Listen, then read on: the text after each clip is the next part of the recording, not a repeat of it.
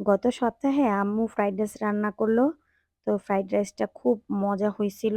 আর রান্না করলো ভেজিটেবল, যেটাকে আমরা চাইনিজ ভেজিটেবল বলি ওইটা।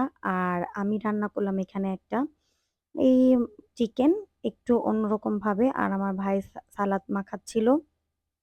সালাদটাও খুব টেস্ট হয়েছিল। তো এই আমি এখন খাবো আর আমার প্লেটে আমি নিয়ে নিয়েছি চিকেনটা আর ভেজিটেবল আর সালাদ আর ফ্রাইড রাইস তো আছেই সাথে। ফ্রাইড রাইসটা কি বলবো অসাধারণ ছিল। আম্মু ভেজিটেবল রান্না করলে এটা খুবই সুস্বাদু হয়, খুবই মজাদার। কেন জানি এই গরমের মধ্যে আমার এসব খেতে ইচ্ছা করলো। আর খেতে ইচ্ছা করলো মানে খেয়েও নিলাম। খুবই মজা হয়েছিল, খুবই টেস্টি হয়েছিল। এই তো আবারও আমি একটু সবজি দিয়ে নিয়ে নিলাম। কি যে অসাধারণ ছিল এটা বলার বাইরে। আর চিকেনটাও যে রান্না করছি সেটাও